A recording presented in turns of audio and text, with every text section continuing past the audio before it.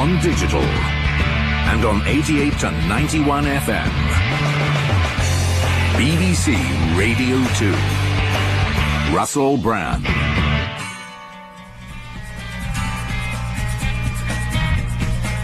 That was the Who Pinball Wizard. He was ever so good at pinball, by all accounts. Listen to Russell Brand on Radio 2. I'm here with Matt Morgan, who's in charge of switches. You all right, Matt? Yes, I'm a bit worried about you storming around with the demands. I ain't stormed, I ain't demanded. Oh, and your great big Frankenstein boots. Haven't taken my fashion tips. I like my boots, and you may have noticed, if you've got any idea what's going on in the world of fashion, which I doubt, that Sienna Miller was photographed wearing a pair of army boots only the other day. Really? So me and Sienna Miller, the golden couple of British fashion, are wearing lovely, great big Obanel Where boots. was she wearing these? Unfortunately, she's been taken away into care now. She was on a building site. No, I don't know, she's just romping round in them. Why are you... Is I'm it not a fashion emulating thing? You her. told me that you just chanced upon them and now you were going to update fashion. I'm to follow saying you. that update has already happened. I think someone said to you, you're too big for your boots. And you thought, I'm bloody not. Look at my boots. Look at the size of my... Well, if I am, I must be pretty huge, because my boots are like a car park. Look at them, bloody great things. I just met John Prescott. I know, I saw it. Good, wasn't it? It was, actually. He was there, old John Prescott. He swears a lot, doesn't he? He does. Oh, effing hell, all right, F this. You're the fella comes on after reality. I said, well, reality is officially still going, John. This is part of reality. That's funny, yeah. He seemed like I didn't get reality show, and then reality shows, then I saw the bit where you come on, and what's it all about? I saw you wearing a hat and dark glasses. I thought, hey, oh, this must be the BBC. F this, F that. He looked like nice, though. he's nice. He's affable. He's one of the people, isn't he? But he looks like he's always on the brink of a fight, doesn't he? Yeah. You can see why he smacked that bloke who threw an egg at him. He might have done that anyway. From the general vibe that he's on, he's probably always just looking for a fight. No. I think he's looking for a fight. He's just got cheeky. that. He's cheeky. He's lovable. He's got a lovely little crop of hair on his head. And he did have, like, his hair was just slightly too long. I wanted to go, hello, and scruffle it all up bit, isn't it? and give him a sixpence. Yeah, his hair Like was a just little like... spider on top of a whip or an egg. Yeah, it had a long-legged spider that just really let itself go. I go, sat on an I egg. can't be bothered. I'm just going to sit here on this egg for a while. Yeah, so John Prescott's been here, and that was a lovely experience to meet him. Now, Trevor Lock's not here no more, because Trevor Lock, it turns out, was using the show as a platform to launch his own career. Trevor's got a pilot for 6 Music, so watch out for Trevor elsewhere in the BBC. I predict Trevor could become like an Oswald Mosley figure, sort of get us a black-shirted army of thugs behind him. I could see him as the new Dale Winton. New Dale Winton, do you think so?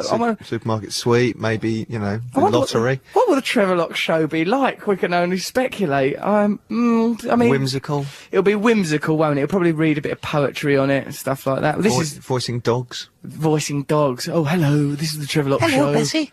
Oh, hello, Trevor. This is my sidekick, Bessie. Oh, out there. But that's, of course, it's only a pilot at this stage. You know, for all we know, it will not get commissioned. So let's not get carried away at this stage. You know, perhaps Trevor has been avaricious and overly ambitious in this instance. Trevor, we wish you all the best of luck with your future. Of course, we'll still be working with him in some capacity. Right, now we've got a lot of things to clear up from last week. 1, Monkey World. Now, did we even mention monkeys last week? I don't think so. They come up a lot, though, don't they? Those We've little talked about guys. Monkey World. Yeah, I want to go there. Someone wrote in saying that only humans and only humans and dolphins have sex for fun, says this person. But apparently loads of animals do it, like bonobo chimps. Well, monkeys masturbate in zoos, don't they? I've cinematic, mate. And the wild. They are wild. Why they Bonkers. strum away at themselves like that, like there's no tomorrow. Yeah, we've got like wrap up that stuff about monkeys. There's stuff about lifeguards. Let's not talk about dolphins having sex this week. Don't bother with it. It's been going on for months. I know, it's really, but for some reason it's captured the imagination of the nation, Matt. I mean, you know, look at this, a great big load of emails. Oh, God. I just found this after listening to your podcast, says Steve, that Cindy, the dolphin that got married, died. I thought for a minute there, I just imagined that it said it died in a car crash. And I was thinking, how the hell did that happen? On the way back from the church, it was so ironic. What should have been the happiest day of that dolphin's life? Okay, this is another one. Being a recent convert to your podcast, a subject which has caught the ears recently is the discussion about dolphins. See, Matt, people are interested in this. A while ago, I was lucky enough to go on holiday to Kenya. It's funny that they've bothered to put, I was lucky enough to go on holiday. This is from Scott in Ipswich. Ipswich, powder and paid, Ipswich, powder and paid. Hello there, Scott in Ipswich, and your lucky holiday to Kenya. I found myself on a boat trip, and I swam with them mammals. During the general horror of the boat trip, cue Matt going, I went to Australia, I fell out of a boat in the sea. Hugh Russell saying that. He likes to beat me over the head a bit. He did go. One time I did something out of love. Backfired. Never do things out of love. I can say Steve Wright in my peripheral vision. Steve Wright in the afternoon, but he is everywhere. Oh, Steve Wright. Why not listen to Steve Wright in the morning? Yeah. What happens? Then I just, like, yeah. Do you think he's got no reflection in the morning? No, yeah, that's it. He's like a vampire. I think he's in a vortex between the hours of 4 o'clock in the afternoon and 6. And perhaps, I don't know what the afternoon Let's not is. get bogged down. Let's not get bogged down in the Greenwich Mean Time and meridians and things like that. Life's confusing enough. Look, but come on, we've got to learn about these dolphins. During the general horror of this boat trip, blah, blah, blah, like Matt's one, we found a crossbreed lobster sea crab which has a claw the size of a man's forearm. That's stupid, isn't it? Because men's forearms are different size. Look at mine, slender, elegant. Look at Popeye's ridiculous great thing with an anchor on it. Popeye. Popeye. Why can't you say words like tomorrow? How do you say it? Tomorrow. Why is that? That's how I talks. That's my special way. So, yeah. So that's saying that's the size of a man's forearm. That's confusing. And apparently, dolphins. Oh yeah, look. This is confirming what we said, that dolphins and humans are the only animals that like having it off for fun. So in a way, isn't it natural that we would find each other? That Cindy the dolphin and that human woman would have it off. It's not true. Loads of animals have sex for fun. What, like? Well, they do it. Why would they do it otherwise? Oh, right. They don't think, oh, God, we're going to run out of squirrels at this rate. I hate them grey squirrels. I ain't forgiven them yet for what they've done to the red squirrels, have you? It is a bit... They come over here and they got our red squirrels. Like, they was out Beatrix Potter, them squirrels. Some red squirrels do survive. Where are they? There's little areas of woodland where they're protected. Are they? Yeah. You did some interesting hand gestures there, Matt Luther King, as he standing up for the little squirrel. Yeah, I still feel angry. When I see grey squirrels, a little bit of me thinks, because I'll tell you why, because they're American squirrels. Who do you think you are? You come over here on ships from America. It's not like they're immigrants in the sense of they were dispossessed squirrels. They were capitalist squirrels from America coming over with their great big nuts coming up, attacking our little red squirrels. That's all I'm saying. Yeah. So anyway, it's animal. So you think that animals must have sex for fun, otherwise there'll be no biological imperative for them to propagate their species? Yes. Is that what you're saying? So all animals must. And I think we've talked about animal sex for far too long. Hold on, not yet. And we've learnt nothing. Dogs do really like it, otherwise why would they do it on your leg? That's another point. Because they're not doing that thinking, right, now we're running out of trouser legs. If I don't do a snail trail up his shin. Oh right, no, stop it. not on Jesus' birthday. So, hold on a minute. So, yeah, so we've debunked that myth. All animals have it off for sheer fun. Pervert nation. Maybe there is some truth in what other listeners have described about their exploits having spent time with randy dolphins. Can you investigate these claims? We need to warn people who pay good money to swim with dolphins only to be taken advantage of. I love the show. Join the general public on the excellent job you've done on the Brits. Oh, Scott from Ipswich, thank you. Ipswich, power and pain. So if you're a frog, right, and you reproduce asexually by dropping some... That one drops some spawn, then the frog comes on later, and... I don't know why you're doing that mime. Well, that's a frog holding its willy. Like a frog standing on its hind legs, weeing on some eggs. Okay, we've got to get it done. No, they must have no source of fun in their life. What's good if you're a frog? If you're a frog, what is the point? Eating a fly with your long tongue? Yeah, that's a highlight, I suppose, but I think that only really happens on Sesame Street and cartoons. I don't think they even do that. In the wild. Maybe they might like it when their neck goes all see-through. When they blow it up like a bubble. They like that. That might be quite nice. Must be quite a kick. Have you seen this, what I've done? But you wouldn't be able to speak while you did it anyway, because your mouth would be shut to hold all the air in. Yeah, I can't see that there's any pleasure in being a frog. And frog spawn, ugh. Horrible stuff, innit? And did you ever get some tadpoles when you was a kid? I did pick one out of a pond and tread on it. Why did you do that in the present tense of the verb to tread rather than the past tense of trod? Is it because you did that very recently? I got and if I was to look at the sole of your boot... I did tread on it. I said did. I did It was in the check on past. I don't do it anymore. Don't do that now. I just sort of saw it as a bit of, that popping material. Yeah. Or that seaweed that looks a bit like tadpoles. Yeah, it does, all and that stuck has the together. same sensation, doesn't Yeah. it? That seaweed, yeah, you pop it, it's fun. But I don't think you should do that to tadpoles. No, never. It was Never. alive. I once had a bucket and spade bucket out, and I filled it with frog spawn. Bucket and spade bucket. Yeah, like, you get a bucket and spade. Yeah. With little buckets the like well-known that. double act. Look at this guy. He's like cheeky contestant number 3 from Blind Date. It's Lovable Bucket.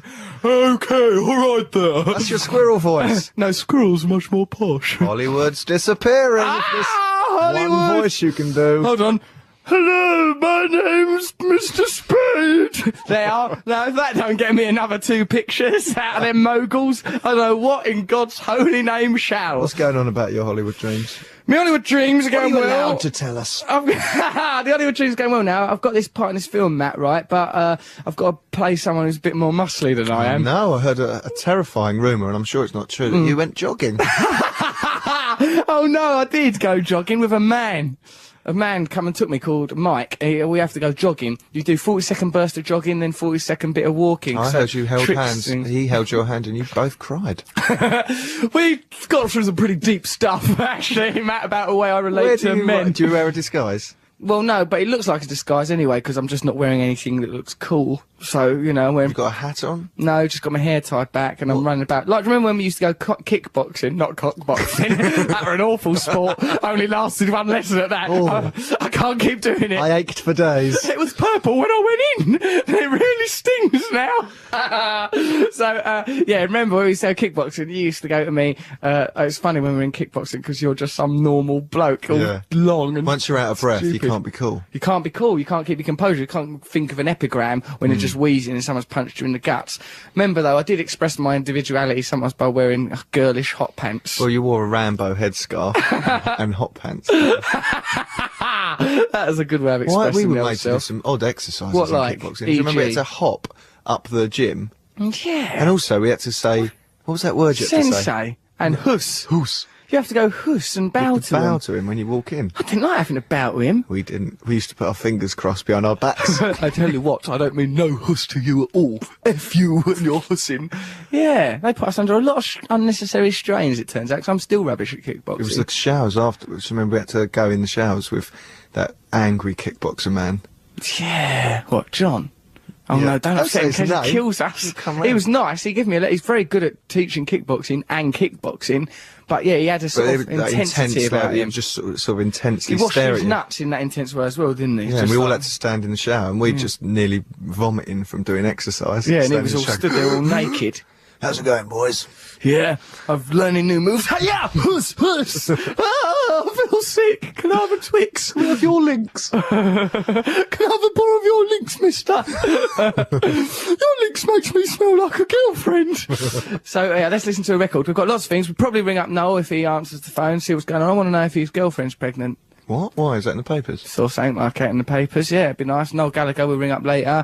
We've got lots of problems for people to solve. Mike Ward, the TV critic from The Star, has written a lovely email because redeemed himself. He's redeemed himself after last week because he wrote an unfavourable review about my Sterling Brit performance and was inundated by the glorious fans of this radio show and the lovely people from our forum fan site. What are you saying, I Matt? just saw a flicker of danger then. Did you see a flicker of danger? My glorious fans, and your eyes sort of just got to the horizon. You were lost. I know, I said something to Marsha, lovely Marsha, my assistant. I goes, we've got to make this regime work better, right? She goes, I don't think you should use the word regime, Russell. I went, all right, Reich then. We've got to get this Reich in good working order. We've got a politician now, haven't we?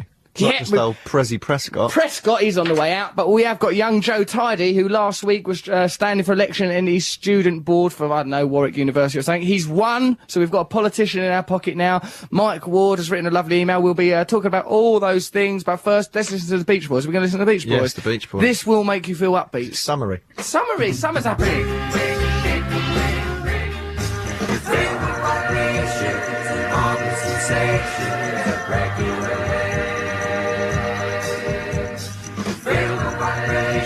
The Beach Boys, breakaway. If that don't make you feel all uplifted and spiritual, I don't know what will. What's wrong with you, Matthew? It's not the best Beach Boys song, is it? You could have had better ones. Good Vibrations. Subjective. Yeah, that's quite good. But I like this one because I like that bit where it gets all jolly. Which bit?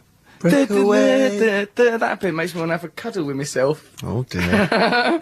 So, right, some of the things we wanted to round up were Joe Tidy, student. Why are you even looking at me What like is that? that T-shirt? I've just noticed It's a it. nice T-shirt. I saw that when you were given it. No clothes are bought anymore, are they?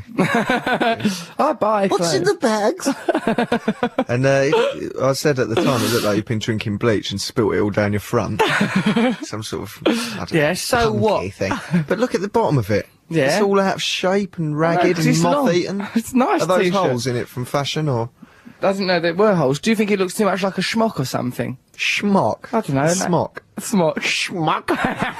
What are you, a schmuck? You do look a bit of a schmuck. Come on. I think it's a nice T-shirt. No, I Look, think it goes really well with the glittery belt and the army boots. it's not glittery, it's studded. Is that how you'll dress all the soldiers in your regime? I don't think it'll be taken seriously. Right, we're gonna do a coup. Put your boots on properly, Private, and put your privates on properly, Bootsy.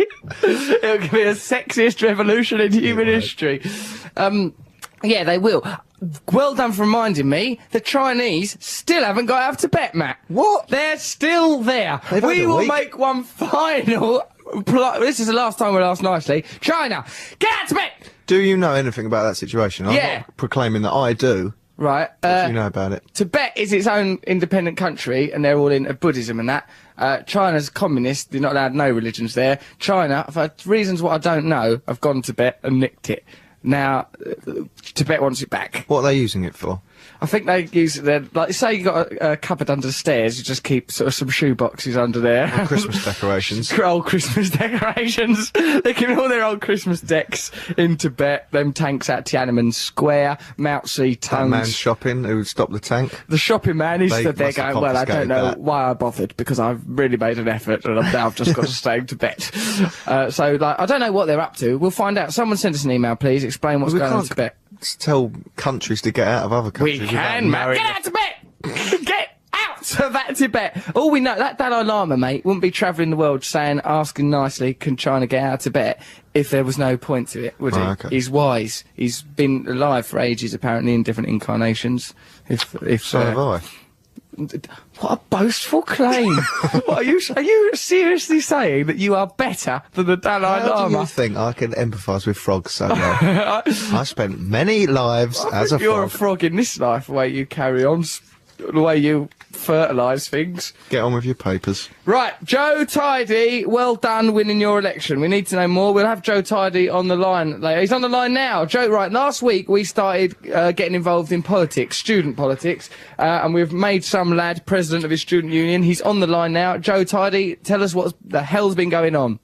Hi, Russell. Hi, guys. You all right? Yeah, we're very well, thanks, mate. Now, Joe, what happened after last week when we started to support your campaign to become the head of the student union or whatever it was you were up to? It was actually multimedia editor, yeah. But it was really good. I had a really good week, actually. I continued campaigning and I milked the fact that I was on your show as much as possible. How did you milk it? Facebook and stuff like that. How did you milk it on Facebook? Yeah, it's one of those, MySpace. And all Yeah, I know, I remember. Right, okay, so, like, you milked it onto your Yeah, Facebook. I set up a thing saying I'm going to be on the Russell Brand show, listen out on Saturday, and lots of people from my student union and my university listened to it, and they loved it, which is good. Got me Really? votes.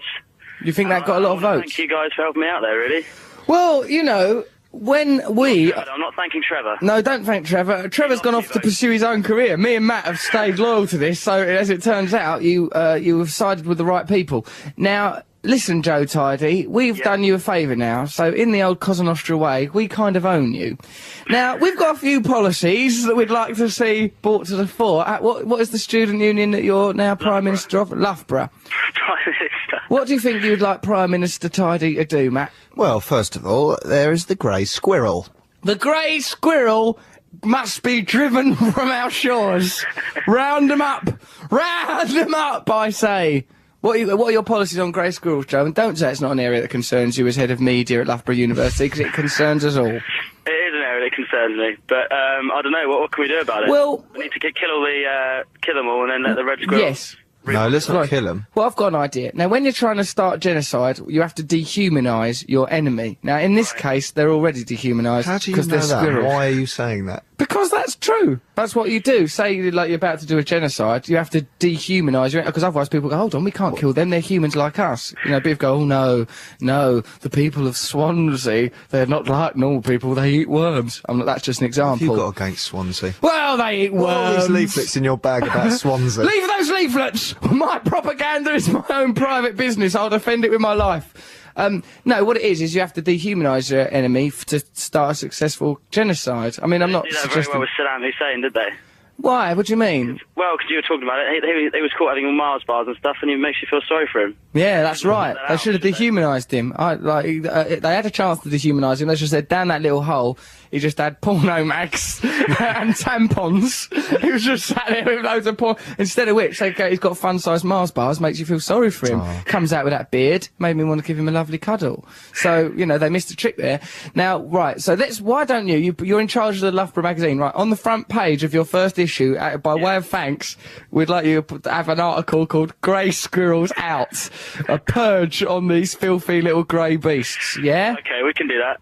Good, We thanks. can do that. Consider it done. Thank you. I don't know how far that'll actually get us, really, in the campaign. It's gonna do well, I think, because people encourage people to attack grey squirrels. If they no, hold on, I'm a vegetarian. I like grey squirrels, and also I'd see that what I'm doing here is parodying the idea of racism, of course, which is something that I deplore. So maybe we should embrace the grey squirrel. But it'd just be nice if there were some more red squirrels. All right, have a red squirrel on the cover and a grey squirrel. No, a kissing. picture. Yeah, In a harmony. picture of a red squirrel and a grey squirrel shaking hands. Yeah, the red squirrel's got an erection, and the grey. The grey squirrel hasn't seen the erection yet. He's about to, and he's going to get a surprise of his life. Now, we want that on the front page. Matt, is there anything else that we need to do on our debut campaign? Right, always propagate, you must push people to listen to our show on Radio 2, 9 to 11.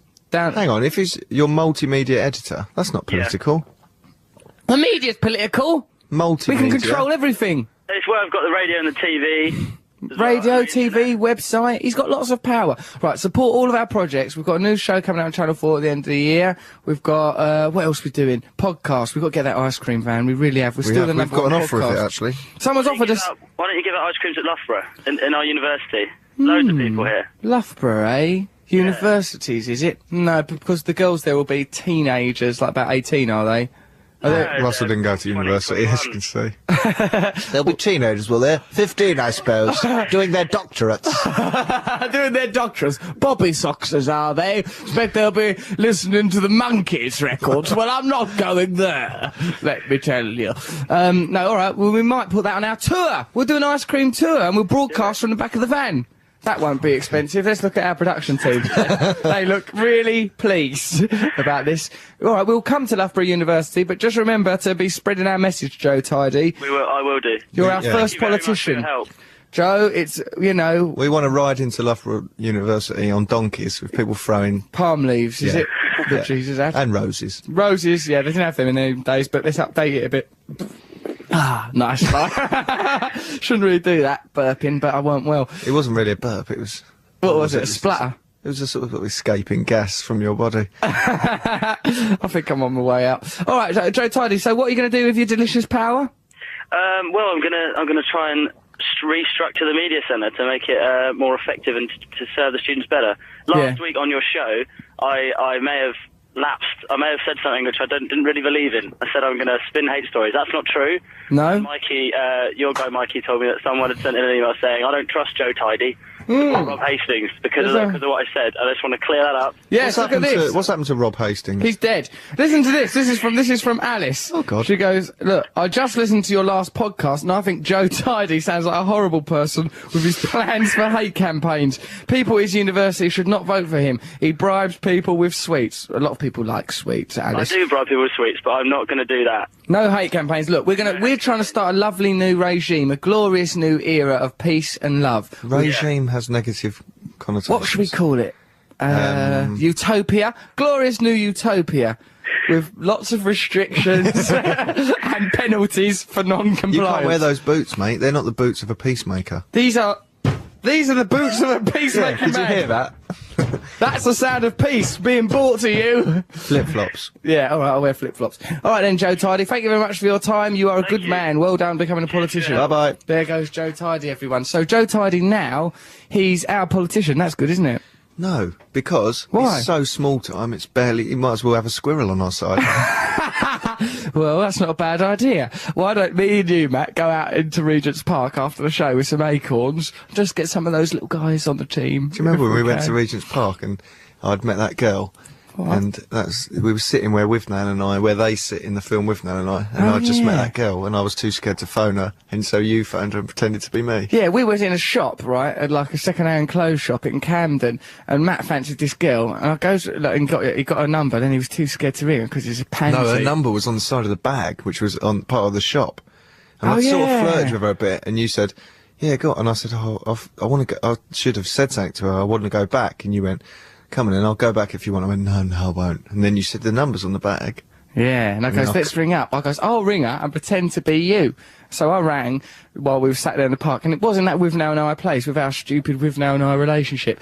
And I rang up and goes, oh, hello, I'm that bloke from just now. Do you want to go out with me and that? And like, was all charming to her, chatted her right up, and then Matt went on the date with her. Yeah. And we went, you'd had it off with her before she knew that I was Gerard, what's that thing? Gerard Depardieu. Cyrano de Bergerac, innit? I was like, yeah, I was charmed her remotely. That's about someone with a huge long nose. Yeah. So you're saying that I'm too ugly to do things? No, oh, it's the other way around. The good You're the big one. nose. Don't be so childish. Cheers for the help, big nose. Boy, I'm about to have some sex. No, I told her before. I don't know, actually. You didn't. You had it off with her and then probably went, no, I wouldn't do that. That was someone else. Don't say I had it off with people. You did have it off with her, as I remember. Special cuddle. Yeah, it was very special and unconventional, if you know what I mean. Yeah? Yeah? Dirty little devil. That's not for that. That's not what that's for. You can't say things like that, mate, especially in a completely unfounded and true way. Alright, that's enough of that. Right, afterwards we'll talk about Mike Ward, and we'll probably be helping people with our item, Cry for Help, where you can be helped. Not now, because we're sent live. But some people are going to get some right bloody help coming to them. What are we going to listen to, Matthew? We can listen to Joe's Garage by Frank Zappa, and we could give this, you know, put this out for old Tidy Boy. Yeah, this is Joe, isn't it? See? This is for you, Tidy Boy! You dirty little politician!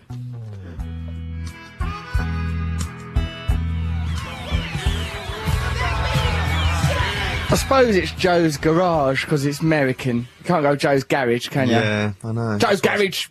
Something called Joe's Garage. That's Joe's Garage by Frank Zappa, I suppose. You listen to Russell Brand on BBC Radio 2 last week. You may have remembered, you may remember in the present tense, I don't know what you've remembered in the past, let's not get bogged down with context. Mike Ward, the TV critic in The Star, wrote a scathing and hurtful review of me in his column about me doing the Brits. Yeah. Look at him, look at his legs and eyes, ridiculous. He has his dinner too late. Who would eat dinner at such a time? Prod him with a chopstick. He wrote it of the Brits, yeah. And, but like, I was hurt by it, and I mentioned it on this radio show, and people have... In a new low for professionalism. Yeah, we found a trough. We found a ledge beyond the edge, to quote Bill Hicks, a new low there. Yeah, so lots of people in support of me emailed Mike Ward saying that they'd been out of order, but sending loving, generous messages. Well, some of them was rude and sarcastic, but mostly they were loving messages to Mike Ward, saying you shouldn't say them horrible things about dear old Russell Brand. Threatening love. Scary love. I think scary love. I think a lot of it's saying... There's such a nice guy at number 15. Yeah, it would be awful if something bad happened to you, if you got cuddled a bit too tight at number 15. Alcon's Grove, wouldn't that be awful, Mike? No, I think he just got really loving emails. There's loads of them here from all our lovely supporters. Michelle Robinson, France. That's nice, isn't it? She sent a lovely one. Look at this. That's from Imogen, quite simply Imogen. You're just saying names, Russell. Lucy Spencer. That's Vanessa joined in, did she? Yeah, she was actually Matt, but she joined in from the holiday. Oh, brilliant. Yes, I love your show. Oh, so sorry, Uncle Albert. Do you remember? Oh yeah, we played that song, I'm So Sorry, Uncle Albert, by Paul McCartney, because, well, Matt's obsessed with it and thinks that it only relates to Fools and Horses, because it was played in that once. We soon put him straight on that matter. But yeah, Mike Ward was inundated with letters from adoring fans of this show and just generally of our belief system. He is now, Mike Ward has sent an email to me. Dear Russell... Are you sure this is from him? No, I am, yeah, because it says mike@mikeward.tv, which is the address that he has in his paper. I've had a fair few emails following your latest show, with your listeners taking me to task extremely nicely in all but a couple of cases, I should stress, for what I wrote in the Daily Star about your Brits performance. If they were to get together and compare notes, they'd immediately notice that I'd sent each of them pretty much the same response, a copy of which I've included at the end of this email. I appreciate that sending a stock reply might seem a bit lazy, but I wanted to choose my words carefully. I'm wishing I'd chosen them a little more wisely when I wrote the offending review, to be honest, because having looked back at what I said in the paper, I now acknowledge that my choice of words was unnecessarily harsh and personal.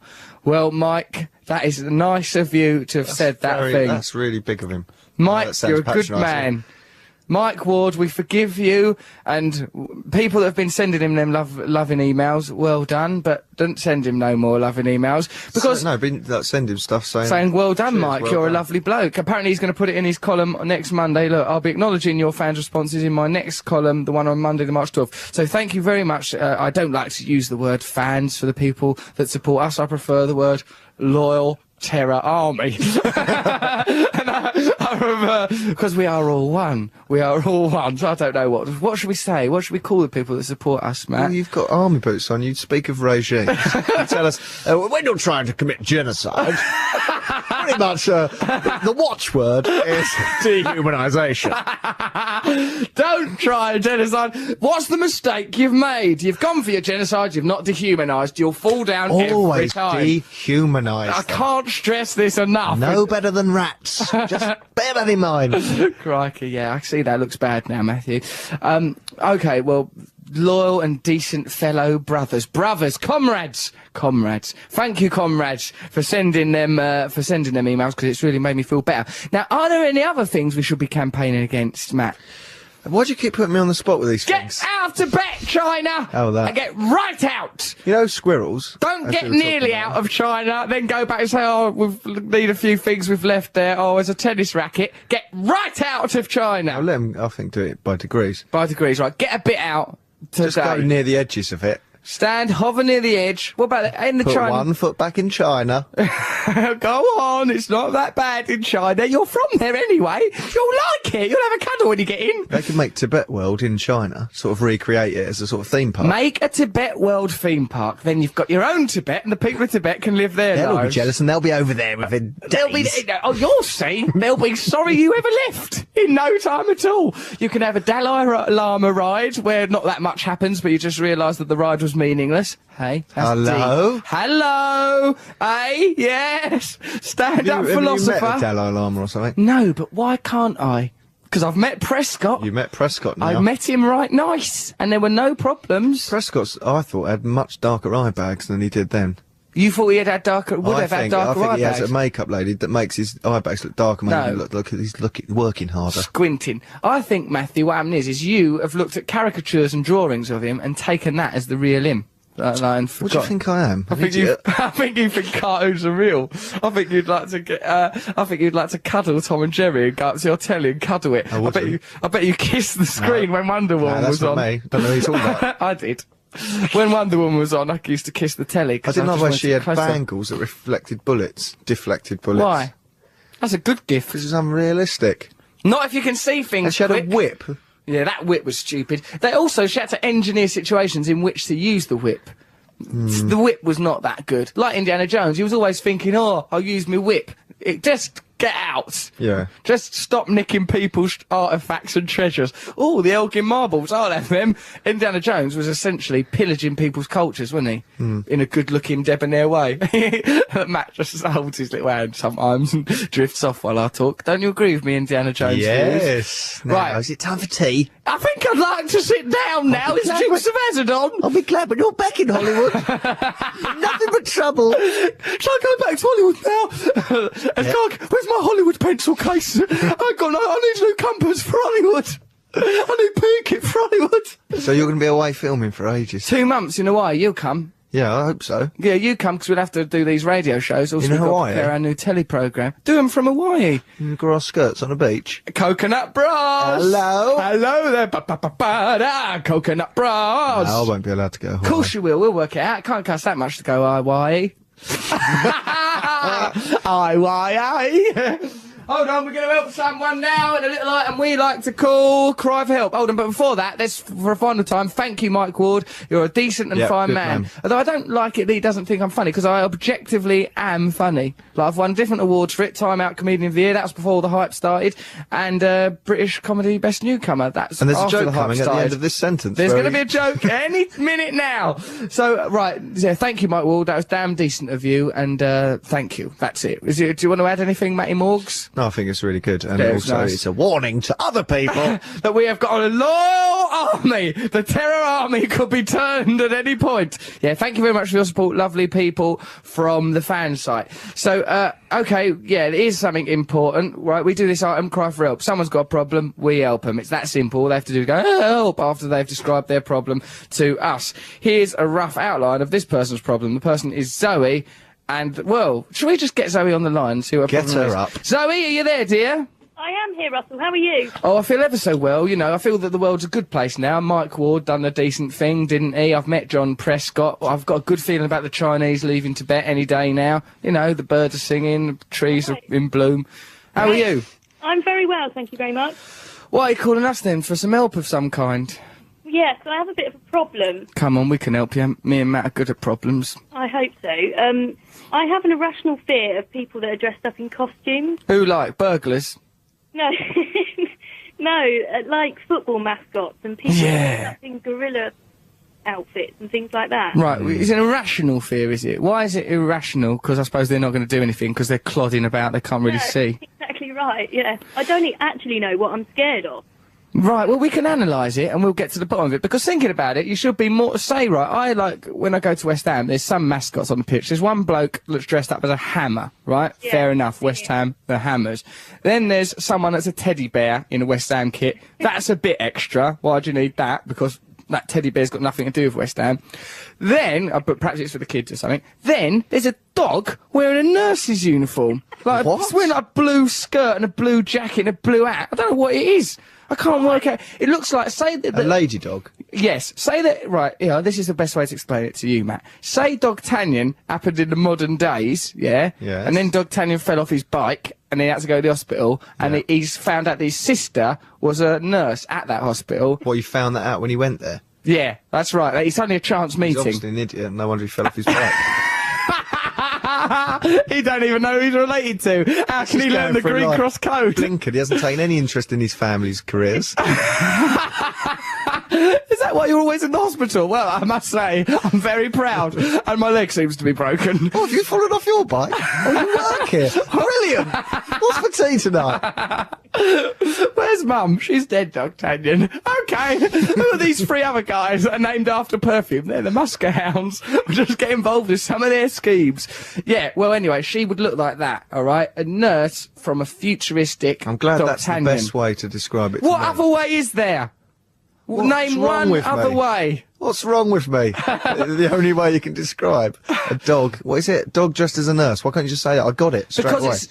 Because you want to think of the type of style of draftsmanship, and it's Right. the Dogtanian style of draftsmanship. Yeah. It's not Disney-esque. Like a little black snooker ball nose. Little black snooker ball nose, and also I don't like the way it lumbers about, and it's dressed as a nurse. You think if that was to administer any medical procedure, it'd be clumsy. You wouldn't want it giving you a shot of adrenaline or anything, because No. it would just plunge like a bike pump into your throat. Do you ever ever actually watch the game? Not really. I'm just worrying about that dog, Just Matt. stare at that dog. I've asked it out. I'm going out with that dog now. Let's help this lady. Come in, lady. You're scared. Well, I've let her know my views on them dogs. Right, okay. What so you don't know why you're scared, but let's try and work out why it could be. Okay. Why is it? Could it be because they're sort of big? Did you have I know teddies what when it you is. were? Hold on, well, No, do you? actually, I'll tell you what. I think where it stems from is when I had my 6th birthday party at Wimpy. Wimpy. Wimpy. I They had were- one there, and they- yeah, that bloke comes out. know I ate him. Mr. Wimpy. Yeah, do you know him, Matt? Have you seen Yeah, he's a like, beefeater with a massive, massive yeah. nose. Also, didn't he crop up in Popeye? No. That was Wimpy who ate hamburgers. Yeah, but that's on. where it got the name from. Wimpy. doesn't even look like him. hamburgers. Huh? Huh? Isn't he a king? Who's a king? No, I he's a think he's been beefeater. made a king now. Don't let D'Artagnan find out. He'll be furious. He was jealous enough when he had a hamburger stand. So, okay. So, you went to a party at I Wimpy. had my 6th birthday party at Wimpy, and Yeah. Mr. Wimpy came out to give me a birthday present halfway through. You said that as if he was a visiting dignitary. You said you met Nelson Mandela. And then Wimpy came out. We were all very proud. He gave me a Victoria Cross. Yeah. But anyway, he knocked me over. What? That's out of order. Yeah, and I just went flying across the floor. Did they give you any compensation? No. Not even a I did get burger? my birthday present, though. But What was it? I think it was some kind of book. What a rubbish kind of birthday! You got savaged by Mr. Wimpy. Yeah. And then you got a book, which is boring until 13, and only then porn, isn't it? So like, What? well, book isn't a good birthday present, is it? It's the greatest gift. You want Star Wars figures.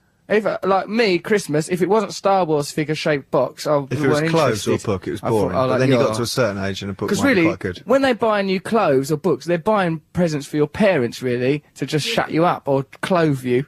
Isn't it? But unless it's like a Superman outfit. All right, yeah, Batman outfit that year, that was good, fair enough. Yeah, I got up early that year, but I was ill. So, in a way, was it it was a poison chalice, is what I'm saying. Okay, so, well, obviously it's that then. If you were slugged to the floor on your 6th birthday by a drunk Mr. Wimpy who's forgot to zip up his costume. You're on. Okay, happy birthday, Mr. Wimpy. You haven't done your flies. Trampled the children. Mr. Wimpy, you've wet yourself. You stink of scotch. Oh, my wife's left me. Happy birthday. Oh, I sleep in the costume. This costume keeps me warm. I slept in my car.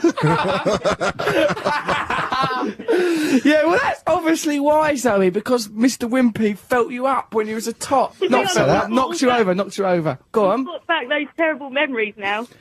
Sounds horrible. I know what's Just scary how it about him. was. Matt's got probably some theory about Freud's uncanny. Go on. No, when you were a child and you approached one, they were huge, weren't they? Big. Yeah. And what I didn't like was you spoke to it, and then its voice came out of a bit of cloth that was below its head, or like in a weird place, like one of its eyes had a big sort of bit of little gauze, and the voice was coming out of there. And so in that moment, you realised it's not Mickey Mouse or whoever; it's a teenager in a suit. Plus, Mickey Mouse wouldn't act like that, would he? All lumbering. Mickey Mouse was nimble, and Yeah, agile. exactly, yeah. There's like these big lumpen cloth oafs. It's like they're sort of smack addicts. Don't say that. Disney will kill us. We meant all of them mascots, particularly the one at West Ham. The way who they won't move, sue. yeah, all sort of. Yeah, all and slow their and heads don't- That's the lumbering. thing. Their eyes aren't working eyes, are they? Obviously, they're part of the costume, so Dead they don't look stare. at you with their eyes. They sort of their heads hovers down. It's your birthday. Are you the birthday girl? And they Yeah. can't- obviously, the Mickey Mouse. He's not going to do the right voice, is he? Can't do that right voice. Hey, Pluto, happy birthday! I could have done it when I was an You at-work did do it, actor. didn't you? Yes, Be honest. For many, many, And you were many drunk and years. you lived in a car. I did. That's where we got the inspiration for that from. Yeah, okay. Well, it's obviously that then. But also, I suppose, it's a bit eerie, isn't it? Like the sort of immobile, cold eyes, disembodied voices. It's natural that you're scared of them. But why is that a problem, Zoe? Just don't spend any time with them. You're not going to have to, are you? No, the problem is that my boyfriend is... One of them. You're going out of Goofy from Euro Disney. Yeah, my other boyfriend is taking me to Paris for my birthday next month. Yeah. And Nice, romantic, lovely. Yeah, very nice. And he wants to go to Euro Disney while we're there. Why? I don't know. Tell him not to. How old is he? Are you going out of a 12-year-old? Are you trying to recapture your youth because of being knocked over in a wimpy bar? I think so, yeah. Who are you going out with? Doogie Howser? Listen. He was a doctor. Yeah, He but would not have gone to Euro Disney. No, he wouldn't. He would have He said, wouldn't have been able to get the time off. look, we can have a quick trip to the Louvre, but then I've really got to go back. didn't like that I've got a programme. dialysis operation. I didn't trust him. I was just saying to kids, in your face, kids, this kid's a doctor, what have you achieved? Don't take such a hostile attitude to Doogie. He was an inspiration. He wasn't. He was something to aspire to. It made me think, well, there's no point in trying. If I'm not a doctor now, I never will be.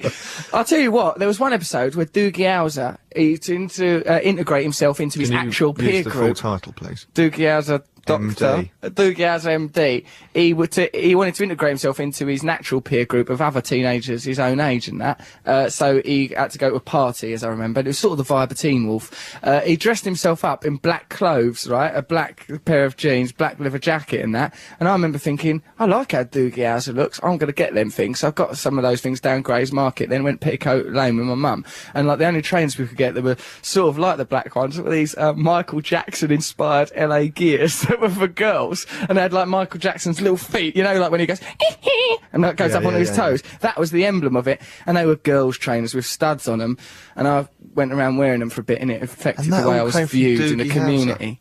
Yeah. Doogie Howser. So if you think you've got a grievance with him because you were sorrowful about not being a surgeon when you were 9, I started dressing like a rent boy. You know, so it caused me immeasurable But you problems. took your but fashion did earn me a cues. few quid. You took your fashion cues from someone who was unfashionable, desperately trying to be fashionable. No, but hold on. I think someone gave him a makeover, like some cool girl, like happens in Musical not cool, montage. There was a musical montage with, you know, he'd come out and goes this time, you know, he spreads his arm this time, then he's wearing a Hawaiian shirt, she shakes her head, then eventually they both nod, you know. You're so world-weary and cynical. I'm not well weary, I'm an upbeat sort of optimist. Alright, so you've got to go to Euro Disney with your fella, Zoe. That is a big problem because it's going to be full of those great big cloth ogres looming at you. So you've got to either tell him you're terrified of them or you've got to overcome your fear. What are you going to do? I don't know. I think overcome your fear.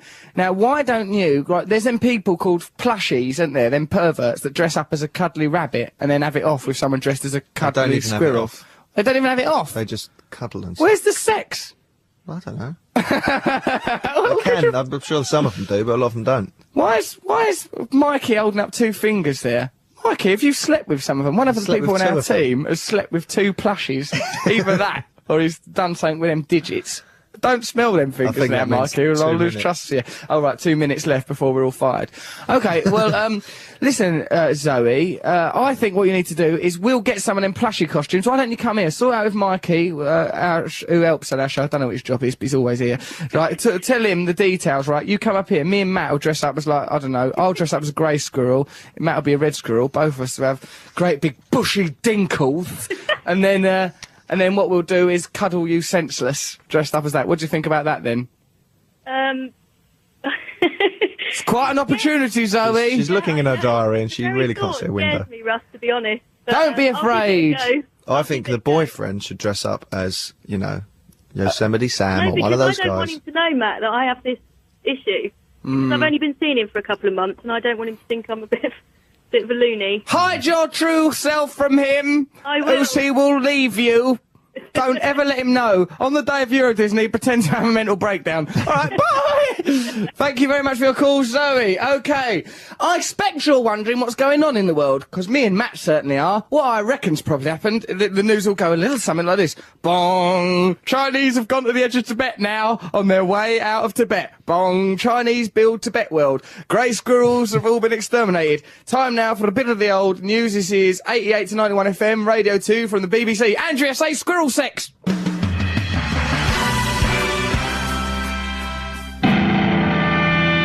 Online, on digital, and on 88 to 91 FM. BBC Radio 2. Russell Brand.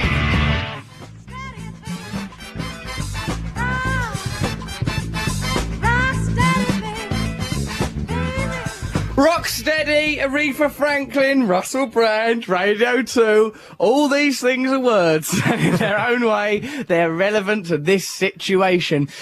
Just Why are you now, out of breath? because I've been put a dog's jumper on my head and danced about. That's why, Matt. You should be fitter than that. If you've been doing your running and you'll keep fit, Yeah, you're right. you danced for about a minute in a dog's jumper. It was quite good dancing, and the dog's jumper was on my head. Was it restricting your breathing? Yes, Not yes. enough to warrant that?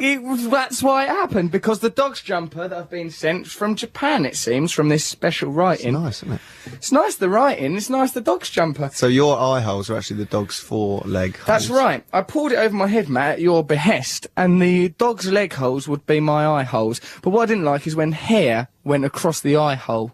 Yeah. Mr. Wimpy, who we were discussing earlier, didn't have eyes, did he?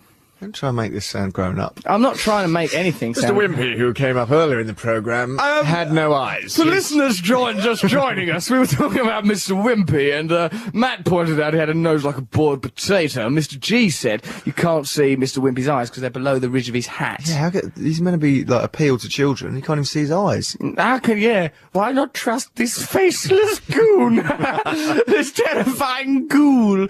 Hello, would you like a hamburger? The word goon is scary. Goon. There was some goons. Because it was from Popeye as well. It's disgusting, Peyton. Yeah, that was Popeye. Papa. That, dog's jumper's nice. It's, on your head you look like sort of, A villain, you said. well, What like then? sort of terrorist from some brightly coloured knitting community. Terrorist from Rainbow Land. Yeah. That's all right. Why not be that? Also, I was in Merrickey, and there was Ronald McDonald looks different there. They've made him more futuristic. He's frightening. Yeah, I think that was George Bush. Oh yeah, that's it. Also, he's got a lot more power now.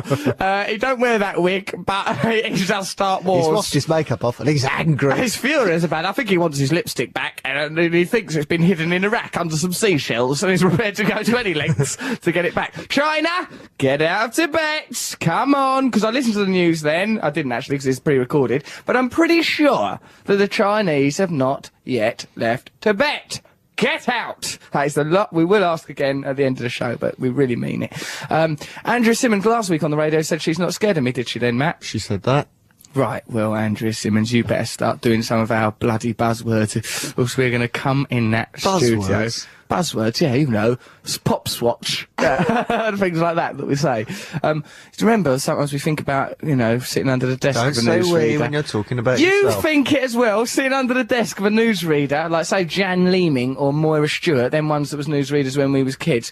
I used to think it, just think... Jan Leeming. Jan Leeming, Moira Stewart... Sue Lawley, yeah, all them Nicholas Witchell. Not Witchell, not Witchells. Oh, they'd be under the desk and they're just reading the news and they just Yes, carry us we know normal. the rest. And we go to town on their pants. A revolting man. Why? As if Jan Leeming, the noble Jan, would want you under her desk like Hello, this is Moira Stewart. Today there's been... I'm not so sure I care. Ah! I think there's a beaver under here. Well, there certainly is. Oh, God. So, okay, hold on, we've got something important to say. Oh yeah, Ronald McDonald looks all weird in America. Right, that's Well, that. no, come on. Well, he You said- just well, all you said it's a feminised. woman. I had to, part of my thing, I had to stop off in a McDonald's. I didn't like it there, and I was against it. Part of my thing. I was on my way to this casting for this movie, and I reckon that was the casting. I'll be playing a clown. fries with that? Do you? fries? Can I? Could I supersize ya? Could I make my day spunk? I mean punk. Oh, just have your chips. Go on, F off. Fries. You've got to call them fries. Well, I don't have to. Apparently they can accept me for what I am. so did you get the job? I got 1 gold star already after my first week.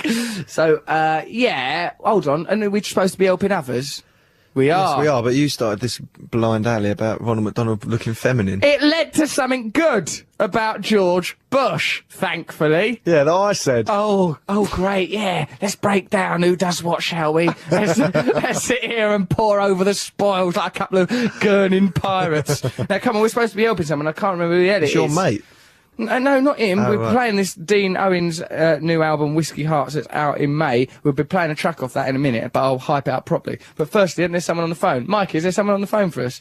Right, if you're on the phone, say hello, because I've forgotten who you are. Anthony's on the line. Anthony, hello, mate. Hello, Russell. How's it going? It's going very well. How's it going with you? Me and Matt are in fine. Well, I don't know, I'm quite upbeat. Matt's just like some greedy little schoolgirl squirreling toffees up his petticoat. That's what he's like most days. It makes sense. Doesn't even make sense. Go on, mate. Shall we help you, Anthony? Tell us a bit about you before we start. Let's not have this too formal. What makes you tick? What makes me tick? What's the man behind the mask? The man behind the myth. The myth, the legend. I'm a simple man with simple wants and needs, Russell. What are they? Let's sort you out. Well, what, my plea for help or generally? Well, let's aim it towards the plea for help, and if any avenues crop up, we'll explore them and all. Okay, I play Sunday football and Nice. for quite some time. Keeps you fit, helps you bond and have camaraderie with your chums. That's exactly it, but the camaraderie's taken a turn for the worse this season. No. It used to be that I'd just turn up on a Sunday, we'd have the usual pre-game McDonald's meal, and then... Other meals are available. You shouldn't eat that before doing sport. I don't know, on a Sunday... Especially not with this new feminised Ronald McDonald. Here, have a burger. Here, have a bit... Here, do you want to butter my burger? I've got crotchless knickers on. Jesus Christ. Come on. So you'd Come on. I can say anything I like as long as I say, come on. Come on, I'm alright. So you'd have a little nosh on a burger, then you and your mates would indulge in a bit of camaraderie. Come on, tell us then about it. Then we'd play football, yeah, and then you'd have the communal shower after, in obviously a non-homoerotic way. What's wrong with homoeroticism? We like it. We're not going to attack...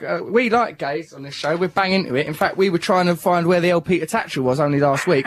In fact, we've got an email on that from Carl Mills. Dear sirs, on recent shows, you raised the question of Mr. Peter Tatchell's whereabouts. A few weeks ago, I was in Edinburgh with a wife. We were standing at a pedestrian crossing in Princes Street when I became aware of a presence to my left. A presence? Woo, what's it going to be? I glanced round and noted that I was in fact standing next to the aforementioned Mr. Tatchell. He happened to be wearing a very fetching pair of red jeans. He was with a studenty fellow, but was not carrying a Tatchell satchel. That must be his son. Matthew, he's allowed to have it off. Right, so, and anyway, we know that Tatchell satchels is a term Matt invented to describe a bag I had a little while ago. It was like a little leather satchel bag thing. Matt said it was my Tatchell satchel.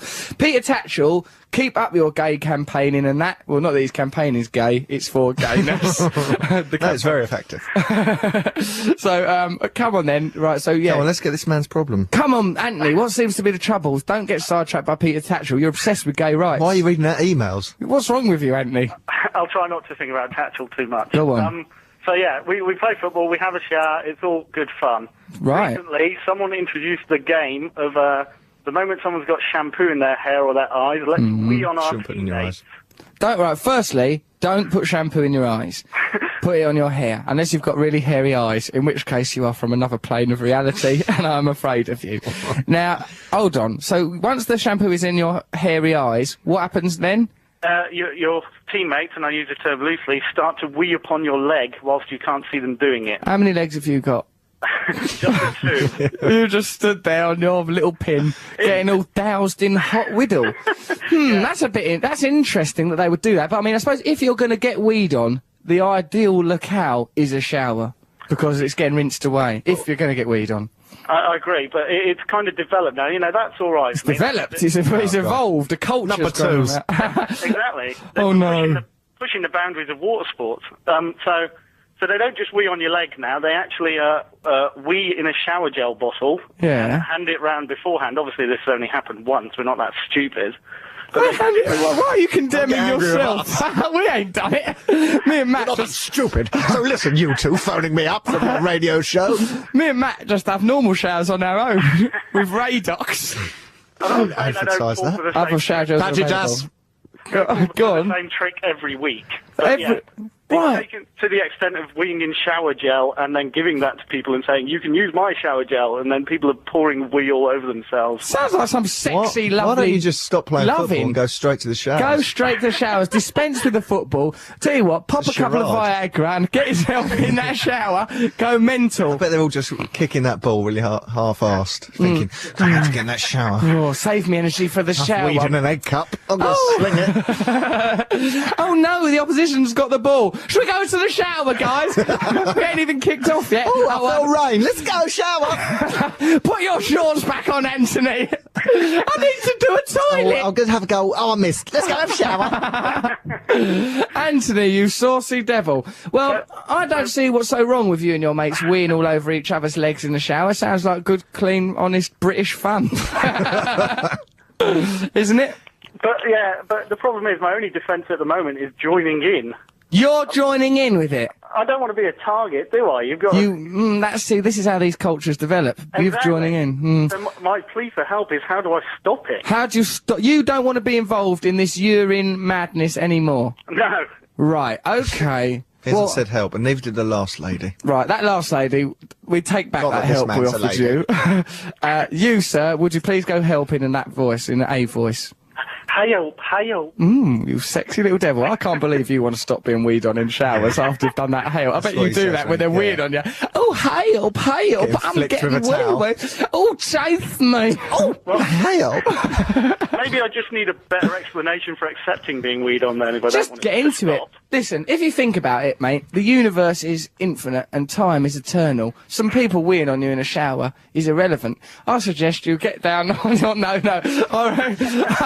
reckon if you didn't like it, you could just go, oh, I'm not coming to football this week, because you know that bit afterwards Where everyone wheezes on me. I don't like I'm not it. into it. What if you've got like a cut on your leg? What happens then? There's no, they won't. Then you get a disease. Cut. Yeah. What, they don't have an amnesty? They don't have a cut amnesty? Open sores, cuts. Why have you got open sores on your legs? Is this a team for heroin addicts? Lepers. We play man's football, Russell. Man's football, right? You have all kinds of injuries. Well, I didn't know that man's football included weeing all over each other in the showers. That's a bonkers game you're playing. Right, if you want to stop it, yeah, you could do as Matt suggested, simply say, would you mind not weeing on me in the shower? But I know it's difficult not to, you want to fit in and everything. So Yeah. I've got an idea. Before your next football match, eat loads of, either sugar puffs or supermarket owned brand sugar puffs and asparagus and Barocca or supermarket owned brand Barocca, and make your urine into a thick yellow so that when they wee on you, you can turn on them with a sort of orange sabre of micturation. Slicing. your presence. There was a movement in the force. Can I just say, if you're in the shower and the water's warm Yeah. and someone wheezes on your leg and you've got shampoo in your eyes, how do you How know do you it's know? happening? Because you could taste it, you dirty devil, Anthony. There's a smell of ammonia as well. Why? What is it, a horse wheezing It's a on you? pneumonia mania. You're bonkers, you lot. Yeah, I think you could either do my suggestion or Matt's one. Write back to us and tell us what you've done, Anthony. But, it sounds to me like it's a lovely way of bonding, and perhaps, I wish that there'd been more weeing in the showers at my school and a bit less games masters peering round, looming, thumbing their tracksuit bombs. Right, Matt? Yep, we all had that. We all like that. Okay, so thank you very much, Anthony there. Good big bless. kiss. Try out those methods. Thank you for that lovely call. There we go. Odd cultures developed in that shack that they get showered. Pretty damn bizarre. They should mention it to the opposition as well and say, do you lot do this after games? Because we do. Do you remember that feeling of walking into a pavilion with studs on and all the dirt falling off your shoes? I hated it. Oh, I liked that bit. Well, because it was 'Cause over. it felt a bit like ice skating. You little Nancy. Oh, this bit's like ice skating and we're not cold anymore. Can I have a cuddle? I'm free. Where's them oranges? I like that. Here, I'll cut 'em up. Why oranges? We've probably talked about this. Fitmins. Now, poor old Bit John late, isn't it? Inman's dead. That's a shame. I liked Yeah. him. Never mind. He was old, though, wasn't he? Was he? 70. That's old. Well, I liked him. He was that nice, wasn't he? Why you say? I think you're not normal. You go. It's good. It's all right though, because he's old. It's not that old. He's old. I liked it. I miss him now, John Inman. Poor old John Inman. But then he was always going to die. He was good though. He was the best thing about Artie being served, wasn't he? Was he? Yeah. I didn't really watch much of that, although it was disturbing to fancy Pauline Fowler. Yeah. It's always. Yeah. It was a shame that, wasn't it? But then that's the march of the relentless march of time. Miss Brahms was well sexy. Yeah. I often wonder if they got Pauline Fowler and just did her up in that costume, put makeup on her, because she's down to You isn't she? often wonder. I once thought. It wasn't me, actually. It was you. If you could still dress her up as that. I think she'd still be. She got. She Can't turn back the clock, mate. You just got to let it go. Yeah. What about Molly Sugden? She used to just go, "Oh, my pussy," all the time. And sometimes it didn't make sense. I know. Sometimes it just was stuff like, my pussy, like, it's things that just it wouldn't work for a cat.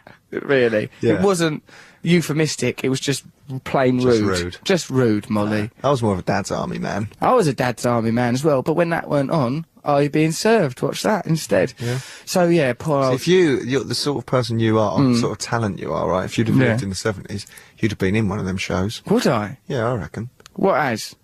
Sort of annoying character. You've been playing a cat called Mr. Annoying. It's a sort of prig, sort of pretentious twerp who gets killed off in episode 1. Hold on, I was about to say something brilliant. Oh, yeah. Kenneth Williams, that's why you're a bit like him. I'm a bit like him, well, that's good, I like him. Now, listen, why, in the Sun it goes, I'm R.I.P. for John Inman. John Inman dies. I'm R.I.P. That don't rhyme with free. I'm R.I.P. It's disrespectful as well. It is, he's only R.I.P. just doesn't died. sound because it's RIP. It sounds horrible. RIP. Yeah. Different if you're, you know, in a gangster thug life way. Yeah. R.I.P. all my thugs, tip a 40 to the curb. But you can't go, I'm rest in peace. Yeah, also, I'm resting in peace. Unless it's assuming that you've made it conjunctive, continuous form, I'm resting in peace. But there was no implication of that in the headline. You just said, I'm R.I.P. God bless you. Just gone, John I'm Inman. free, and then done a picture of him with angel wings. Yeah, because then he's free from the tyranny of the material world. Free from that life. And just living as an angel now. Yeah. Well, that would have worked better. All right, then. Now, my mate, Jamie Sivis, who's an actor, he was in this film called What's Wrong with Wilbur. He's a good actor, right, Jamie Sivis? Went to drama school with him. Right, he sent me his mate's album. It's this thing called Whiskey Hearts by Dean Owens. Now, Jamie Sivis, a very fine actor, so I trusted his opinion. I listened to this album. It's really good. Now, his album's coming out in May, Whiskey Hearts, Dean Owens, and he's on... Oh, no, he's on tour then. I don't know when his album comes out. He's on tour in May. And go and look at his website, www.deanowens.com. deanowens.com. Steve Wright's looming about. What do you want, Wright? He can't hear you, we're in a studio. Oh, yeah. You don't matter how much you shout. Steve Wright is coming right round. He's coming right round like a record. Right, Here he comes. So remember that, deanowens.com. He's coming. Steve Wright's coming in. Steve Wright, hello! Hello. Can I just mention something to you? Mention what you like. You can't get a small bounty anymore. Why? I don't know, the small ones. Well, but they were used to be 2 halves in 1 pack. Well, you used to be able to get the halved ones. What's the matter, Steve? Well, I'm worried about it. Also, nothing rhymes with tattoo. I've got to go. Steve, come back! I can't. Who was that masked man? I love you, Steve Wright. There goes Steve Wright. See, one of the perils of recording our show at Radio 2 and being on Radio 2 is occasionally Steve Wright will go, you can't get bounty in fun size anymore, and it's had a terribly negative effect on my sex life. You can get back. Oh no, I'm thinking of Heroes. You're thinking of Heroes, you always are, Matt. No. Who do you like best? Gandhi and Adam Ricketts out of Coronation Street. They're your favourites, aren't they? No. No. What's Tattoo. Don't mind tattoo. F.U. Doesn't rhyme with it. Well, alright, Catmandu. Kazoo. Kazoo. White way. I mean, what does he want from us, old Steve, right? Statue, Mr. G, resident poet. Doesn't rhyme. Yeah, but You don't go, I've got a new tattoo. I got a tattoo of a statue. But, I mean, you could do poetic licence. Try and get into the poem at the end, G, if you're our poet laureate. Otherwise, we'd get Mr. Nibs back. I've got one. If Yeah. you went, someone went, oh, I'm quite fat, and I went, oh, I'm fat too. I'm fat too. That's how That's G not would a do word, it. He would though, do is it it? conjunctively. He'd put 2 things together. Watch for his poem at the end of the show, Mr. G there. So Dean Owens, yeah. He knows. And if you're in a band or anything, do send Russell any tapes or CDs of any songs, because he listens to them all and he loves them, and he could be a big break. Send them to his house. Sometimes I don't listen if it's not been sent by my friend, but I will if it's got a nice picture on I it don't of a send things. woman or something. Right, so let's There have a you listen go. to a track off Dean's album now. It's called Raining in Glasgow, this one. This is Dean Owens. Have a look at deanowens.com.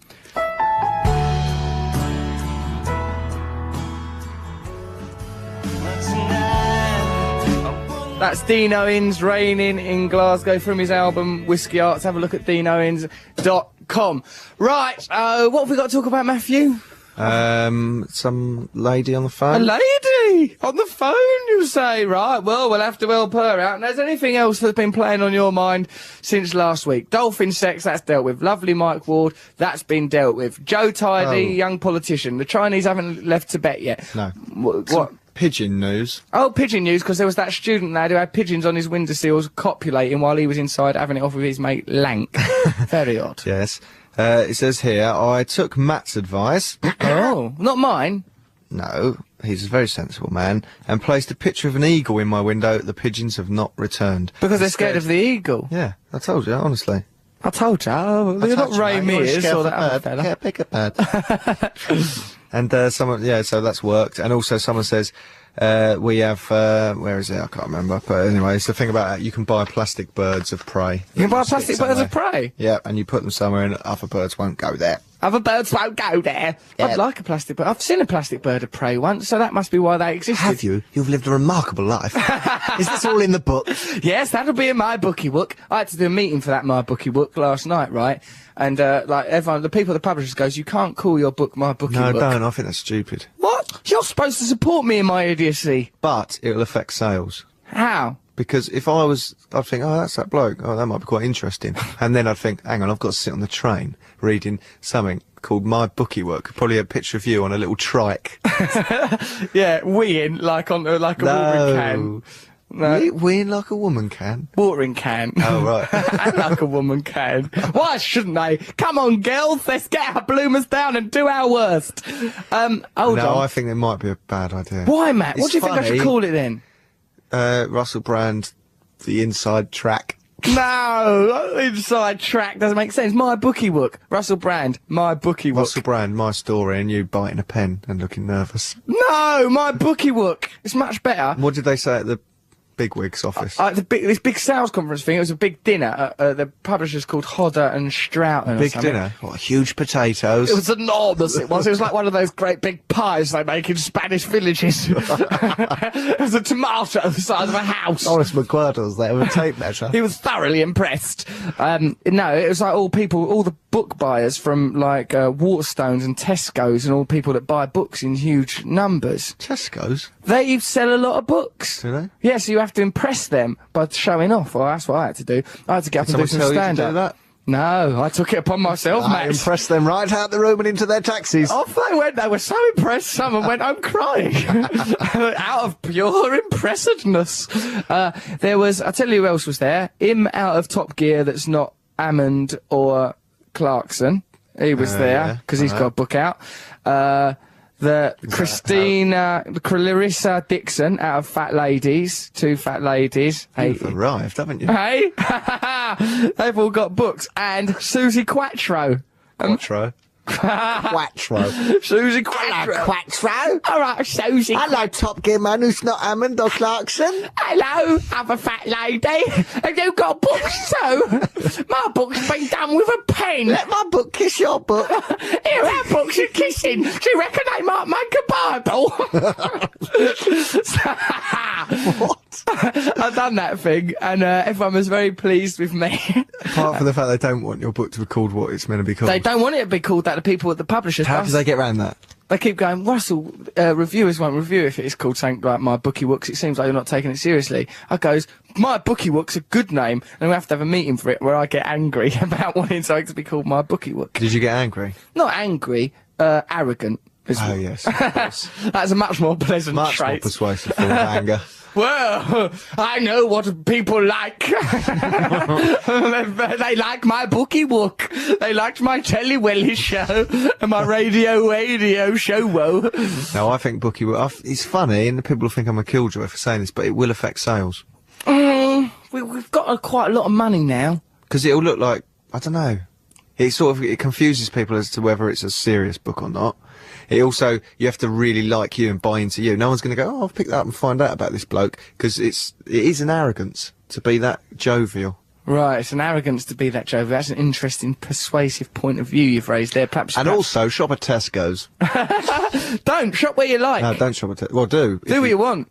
Don't eat no food. Sit at home, wait for China to get out of Tibet. Let's all go on hunger strike, see what happens. No, don't do that. No, you should, I don't know, rethink it. All right, I'll think about it again. Come up with some other titles. What, Perhaps like? People could email them in. Email some suggestive titles. Not suggestive. We always make that mistake. Suggested. Yeah, the pages of this are stuck together. Open my bookie book in the middle. Yeah, pull that book right open. Oh, yeah. Okay, so with someone on the line, her name is Laura. Laura, you there? Hello, you little sex machine, and I mean that literally. What are you up to? What I'm up to right now? Yeah, or just before you started this phone call. I'm in my psychology department at university. Oh, hello. Boffin. What a square. So what are you doing in the psychology department? Judging people's brains? Yes. You've got a dissertation? Yeah. What are you doing it about? Antisocial behaviour. F you! Hey, you can't leave your bike there. I don't know, that seemed antisocial. So what, just sum it up for us, because I don't like to read a lot of stuff, I just like to know the gist. What's the gist? Sum it up. Just that if you're a bit delinquent at school, then you're probably going to be quite popular. Woohoo! I was. What? If you're a bit delinquent at school, you'll be popular. Yeah, probably. That's our message on BBC Radio 2. Are you a school child? Why not be a bit delinquent? It'll probably make you popular. Why? Because non-conformity is attractive. I think so. Well, you think so? Only in a school. Well, yeah, maybe. Only in a school. What about in a radio station? What about down the front of your bra? I was only joking. You're recently married, aren't you, Laura? No, I'm not married at all, no. Oh. Did you try that? Is that a chat? I'm like, you're recently married, aren't you? Oh, you're not? Give us your phone number then. Any kids? No? Good. Right, go on. That's it. Touch me there. Do it again. Laura, so are you getting married? No, my sister's getting married. Your sister's getting married. How are you psychically sensed there's marriage in the air? I just feel it, babe. I just go with the vibes. Call me babe. Since I've had my dog jumper mask sent to me with love, right, I've got this dog jumper, right, that you can do what you like with this, Laura. You can know as much about psychology as you like. Great. I've got a dog jumper, I pull it down over my head, wear it as a mask, so it gives the general impression of a Mexican wrestler mask, or of the Scarecrow in Batman Begins, right, and makes me look like an idiot. Now, I'd like wearing that. What does that say about me? You like people to think you're an idiot? Yes, it does say that, Laura. No, he's an idiot. I don't think that's true.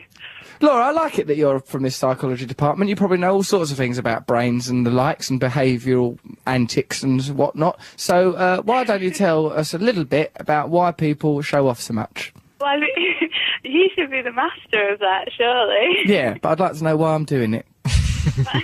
Why am I doing it? I don't know. Doing it? Maybe I don't know. You're enjoying the affection you're getting from all your adoring fans. Is the right answer. Well done, Laura. So, what's this problem you've got to do with marriage? Okay. Well, my sister is getting married later this year. Right. And I've been given the task of organising her hen party. Uh-oh, lots of pressure, Laura. If you make a mistake there, she will hate you.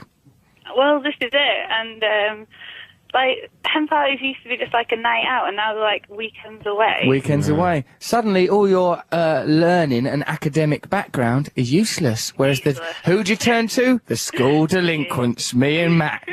Well, come on in, you little square. Let's see if we can help you out a little bit.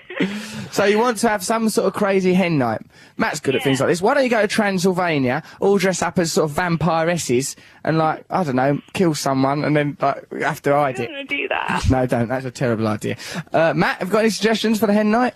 I would personally go to Iceland. You're always going on about going to Iceland. Well, you put what's me on the there? spot. Why do you want to go to Iceland so much? Because you can go in the Blue Lagoon. There isn't a Blue Lagoon. That's There a is. film. I've been in it. Have you? Yeah. Is it hot? Yeah. But it's all surrounded by snow. No. Because of tectonic plates. How does that happen? It's geographically impossible. Don't go there, Laura. It's madness. What you want is something a bit sexy, don't Prague. Well, this is it. You want something a bit Something sexy? where like all my sister's rowdy mates can go, and my mum can go. What's the... right, because it's a diverse crowd of people. Generations. Oh, the generation. See, that's why X Factor's popular and other shows like it, because it's for generation TV. Mums, dads, babies, and I don't know who the other ones are. Grannies. Grannies, they can all watch it together. You've done that before. I'm you couldn't obsessed. remember the fourth generation. Who are the fourth generation? We still don't know. Who are that fourth generation? Forgotten ones. The forgotten ones. We'll never forget them. God bless you. I know what you shouldn't do on a hen party. What? That thing where you Pink always say cowgirl hats. pink cowgirl hats, learner signs, condoms pinned to their jackets. No. Why don't you all put love eggs in? Away from that, but we want to have Where love eggs? You know them vibrating love eggs? Pop them in. well, all of us. Yep. All of you wear some love eggs. I don't want to think of my mum with one of them. Well, I want you to. Think about her now with the love eggs. No, you don't think about her with them if you don't want her. But it's a good idea, though. Right, don't wear pink cowboy hats. Why don't you dress It's not up? their party, is it? What? Where everyone's just, it's the party going on internally. It's a party in my people sitting in vagina, a room and knocking. everyone's invited. I think it sounds like a nice do.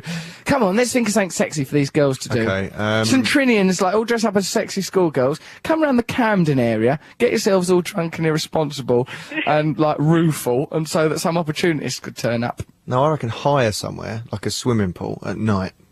Yeah, Okay. that's dangerous. Death trap. And drain the swimming pool. Fill it with feathers. Yeah, it got. It is like a prescribed fun time, so I feel like... Yeah, I hate prescribed fun time. Hey, let's start having fun now. Okay, it's 1:30. Let's do some of that fun stuff. Why don't you hire out a zoo and then, like, go up to the tiger's cage and go, yeah, come on in, son. So they can't do anything. They're just locked in there. They can't do nothing. Is that what you've done? Yeah. Well, I didn't actually. I was nice to the tiger. I just did get locked in a zoo once, but I just didn't take advantage. I was pretty good. Yes, he got locked in by climbing over the fence. Oh, yeah. And I got arrested because of drugs. I'm always getting in trouble. It's got to stop. You never talk about it. Never make a scene, though. I soldier on. So, okay, right, yeah. So I think we've got Bouncy something. castle. Bouncy castle, they cause a lot of problems. No, they don't, only if they're not tied down. Oh, yeah. Tie it down. Tie that bouncy castle down, then bounce around, dressed up as St Trinian-style schoolgirls. Not your mum, though. She can be a school mistress. There's no men there, though. No, well, there's not supposed to be, is there, on a hen party? But that is a pretty outmoded Oh, convention. you need a stripper. We'll do it. Me and Matt will come on. We are strippers. We'll come on, strip ourselves naked. Dance around. What about this lad Paul Inan that I went to school with, prizing his own buttocks open, a bit of poo falling out, and then him saying, it's a leaf, it's a leaf. If it truly was a leaf, why was it inside his anus? Answer me that, Paul Inan. Answer me that. No, there's nothing wrong with that. Matt's saying cut that out. That's a good bit of radio. No, it's insane. That's just something that happened once. And why do you say what about as if it's something that happened in the national consciousness? I don't know. What about that thing I once did in my bedroom? Listen, that was comedic. That's funny, that. not. You wait till you listen to that back, it'll make you laugh. Right, okay then, well, so St Trinian's Castle, bouncing around, male stripper. Because I suppose because I was thinking about the strippers. Well, I'll tell you why I thought that. Because I was thinking me and you would go as male strippers and we'd hide a load of Maltesers or other choc drops, some choc drops in our pants, and then we'd prise ourselves open and go, yeah, look what we've done, but really it'll be delicious sweets. That's why, Matt. See, so I'm not You're mad. making this all unusable. I'm not. This is brilliant I'm gonna swear all radio. over this so we can't use it. No, it's good radio. It's good radio. People like it. That thing about Paul Inan was just a lad that went to a school once. That's just But he's justified him. still got that name. He's still out there dropping leaves. Not this time of year. It's spring. It'll be bulbs now. Little toy. In the autumn, that's when you got to be careful of Paul Inan. Leaves fall to the dirty ground. Dead leaves out of dirty ground. Let's play that White Stripes song to celebrate if we got it here. No, Find that, Mikey. Come on. It's not bad. It's all right. It's rude. It's not rude, it's funny. And it's nice to be a bit rude sometimes. It's about 10:30 at night now, mate. No one cares. We're all young. Woo! The Chinese are leaving Tibet. Get with the You're programme. laboured little dancer. Young. Woo! Yeah, my knee's gone up higher than it normally does. That's a party if ever I've been at one. Do that on your hen night. Okay, boy, or better sit down. Yeah, okay then. So you're having a St Trinian's party, you're hiring a bouncy castle. We haven't helped this lady at all. No, And she hasn't let's said think. help. Say help! Help! Right, now, you want to remind your sister of all the good times and all the love you feel for her about how happy she's going to be with her new man. Do some sort of slideshow thing that brings the past to life and record a sort of comical voiceover. Oh, I was just inadvertently pulling a smoke alarm apart above my head. Like, record a sort of comedy sort of voiceover thing going, what's her name, your sister? Haley. Haley, make a sort of song about Haley. We're losing Haley to a new man, but she's gonna be happy. We've got this nice old nappy from 1972 when she done the poo like the strippers will in a minute. They're Maltesers though. Look at Paul Inan. Whee! That's the first verse. Right. All nice. Great. Yeah. Haley. So do something like that. Make a nice musical themed St Trinian's bouncy castle thing. Has that helped you?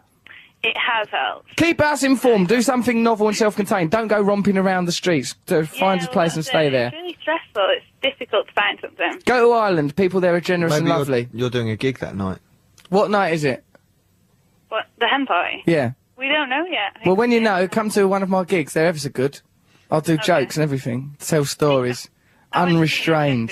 You were very entertaining. What, you saw me in Sheffield? Yeah. I liked it that night. That was fun. You were just walking down the road, actually. But very entertaining. I was trying to find Billy Elliot. Billy can have a cuddle. Billy can have a cuddle. Are you Billy Elliot? Are you Billy Elliot? Are you Billy? Oh. I got beaten up in the end. It was very embarrassing. Right, so we've helped you all we can. Bye. Thank you very much. Bye. Thanks for the call, Laura. Matthew, I don't know why you've got a problem with some of those brilliant things I've done. It's just ridiculous. So what? People can judge for themselves when they send us an email about those weird things. And we get in trouble and get... Our job's gone. Oh no, job's gone. Job's gone again. Oh no, oh no. Okay, let's listen to a record and talk about life and stuff. What are we going to listen to, Matt? Guns N' Roses. Welcome to the jungle. Hello. Welcome to my world.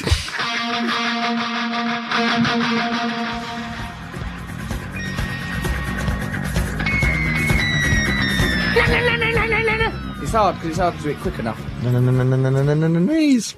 Horrible stuff. Doing your dinner. Which is delicious, by the way. It's lovely, isn't it? These people make it. Little Earth Cafe. Find out about them. People make it, do they? My dinner's all prepared by robots. I like the elves' dinner. That's delicious too. Hold on a second. I'm thinking about something important. Oh yeah, didn't Axl Rose go a bit mad and like make all odd demands? Someone told me that to promote his gigs once that he made taxis drive all the way to the gig and back before he got in the car, just so he knew how long it took. Probably, yeah. And he had got helicopters somewhere, even though it would have been quicker to get a car. Probably, yeah. It's, I think... He's got long hair, hasn't he? Yes, he has. I think you'll be there in about 3 weeks. You think that's where I'm heading? Yeah. Axl Rose did do some crazy things in his time. He had some weird demands. Yeah, someone sent me some nice pants. Who is it? It says, look, they've made some nice pants. Y fronts like I always wear, but sort of with the silhouettes of beautiful naked women, lipstick on them, little buttons, and on the back in sequins, Shagger of the Year, one of my proudest achievements. Yeah. Those lovely little knickers. Let's give them away as a prize to the person that can build us a tall tower made of pasta. Something I don't know, something like someone that. who names your book. All right, yeah, you can have them pants if you name our book. Come up with some Not nice our book. suggestions. Stop trying to make us the same thing. Why? I'm not in that book. Well, I probably am, actually. You are, because what about that other book? You're in it loads. Yeah. Don't buy that other book, because, I don't like it. So, alright, come on, let's be more professional. Now then, are we going to try and get Noel Gallagher to come on the phone? I can't get in touch with him. Let's play another record, and after this, we'll find Noel Gallagher. Look at Matt's face then. Yeah, do Batman, do it by the Jam, that's brilliant. Okay. Matt just went, no! I'm scanning down. You don't know what goes on over this Over side. by the button desk, is it complicated? buttons. What have you Steve got Wright over does there? his own one. Look at him over there and still being all funny. You can see Steve Wright in my peripheral vision in another studio. He's doing his own buttons. Yeah, well, don't worrying use that about against bounties. me. You can't even do your own buttons. You can barely pick up an email and read it. What? Right. You go, well, you I'm go all about the way to off put... your mic and go, okay, well, Well, let's put that to bed right now, shall we? Right, I've got an email here from somebody. Here it is. Oh, I've read that one. Hold on, don't take that as evidence. I can't do it though. Don't touch your mic. Yeah. It makes a noise on, Right. on the radio. You don't even know what medium we're on. You nearly had the high ground there, but then you forgot the last minute that this isn't television. Dear Russell, please find enclosed a token of our infection. It says affection, actually, but it might as well be. Bandage with blood on it. What a lovely gift. It's the gift that keeps on giving once the MRSA kicks in. To ease the pain of having leopard print thongs discourteously thrust upon you whilst visiting the city of Steel. Yeah, they threw knickers at me when I was Where? Sheffield. Really? Yeah, they did. Mind you, I had just ejaculated onto them. I was in a Jean Provocateur. Get out! Shame on you! How dare you? This is our shop. This is our business. That's our livelihood. No, Is that on good? stage. You've started having a Tom Jones effect. I know. Is that good That's or because not? of your hairy chest. Oh yeah, I've got this hairy chest. That's probably helped. Anyway, we've made you these spangly pants. Would you like to wear them? Well, no, we're going to give them away as a competition prize. So thank you very much for making them. So these are the pants you just picked up. Yeah, and then they've got documents Why can't you showing the manufacturer. After you've eaten, you go. Because I have to chest in my tintins, don't I? That's why. Because I'm trying. Yeah, but most people can eat a dinner and then talk. Yeah, some people go out for dinner, don't they? Yes, and some people have it at home in front of the telly. Well done. You've learnt a lot in your journey through life. Yes, I have, and that's why in Hollywood I'll be able to play all sorts of different people, from the Pied Piper of Hamelin to perhaps a man that didn't have a pipe but still led rats through the streets of Hamelin. Anyway, regardless, perhaps he used a xylophone, I don't know. Cat incest. This is from Dan Lewis. He says, could you please tell me why my two kittens, Joey and Marble, they are brother and sister, they're having love-making sessions, and quite long ones, and it's led to 7 kittens. We kept one of these kittens called Blackie, as we didn't think that incest was possible in the cat world. He didn't have his ghoulies sliced off like your cat. Then he proceeded to hump away his mum. That's terrible. And produced, it made me cough up dinner, and produced more kittens.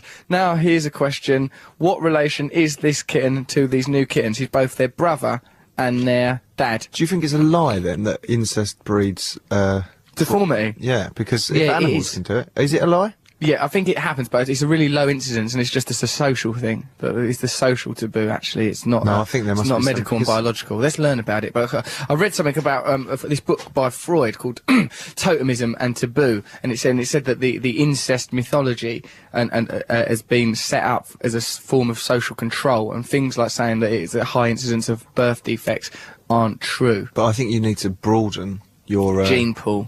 So you shouldn't really just be.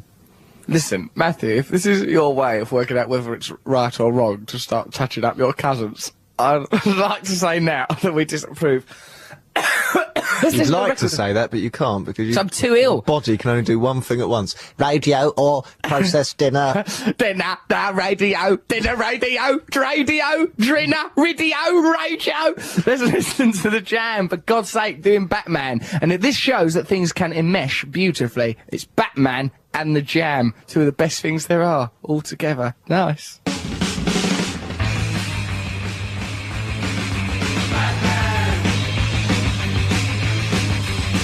The Jam! Batman! All they said was Batman. Batman. Batman. Batman. Do you like Batman? No. Why? What about that film? Hello, Batman. Alright, Batman. You don't like Michael Caine in it, do you? Well, I like it, but it's stupid. Batman talks like that. And Michael Caine goes, hello, Batman. You was in late last night. You all right, mate? Yeah, I was out solving some crimes. It was pretty tough out there, I guess. Well, you got a little rip in your costume, mate. I've darned it up, though. Don't darn my costume in that way. It is my bat suit. Right, Batman. Yeah. You knocked over a milk bar on your way in. Yeah, there's a lot of blood over the porch. Yeah, like the butler is too domestic and Batman is too glamorous, isn't it? There's a jarring disparity between the two, yeah. But Batman should be a bit more, alright, mate. If they're going to have Michael Caine be the butler, he didn't call him Batman, though. He didn't go, oh yeah, alright, Batman, you've got a bruise on your arm. What have you been doing? It's funny, that is. Alright, so let's have G do a poem, then we'll wrap up this bonkers radio show. Mr. G, poet laureate of the show. Woo, yeah, alright, Atmos, Christ. Okay, this is called Wishing on a Star. If you were granted 3 wishes, then what would you wish for? Let's say your clover has 4 leaves and your magic lamp weaves bliss galore. What more could be in store? Would you end this ceaseless East Coast, West Coast squirrel war?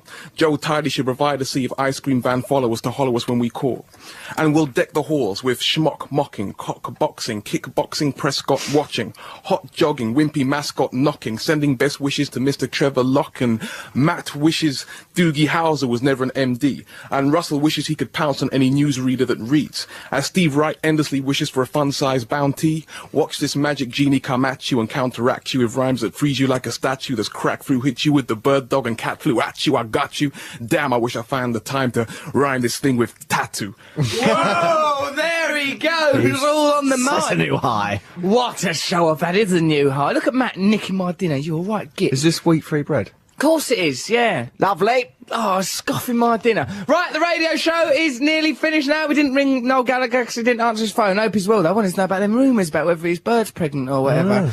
Oh, well, we'll never get to the bottom of that. Listen, next week, because our special guest will be, that's right, Nelson Mandela. He's coming onto the show. But you better organise that now, because I've said it. I've said it now. Also, we're going to get the bloody Chinese out of Tibet. We've got lots of campaigns to do. Well done for all your work with Mike Ward. Well done, Mike Ward, yourself. Is there anyone else that... yeah, perhaps send... oh, God. Well, I ain't been well, have I? It's the orchestra in your gutty wutts. See, that's why I want to call it my bookie wook, because of things like gutty wutts and eggy wigs and anti-Burgess Clockwork Orange stuff. Yeah, sounds funny. So, yeah, right, join us next week for lots of campaigns and that. Let's think who else to campaign. Here, Andrew Simmons doing the news. What do we want her to say? Bookie wook. Say bookie wook in the news, Simmons. Because we are going to get under that desk and we're going to unleash hell on your thighs, woman. 88 to 91 FM, this is Radio 2 from the BBC.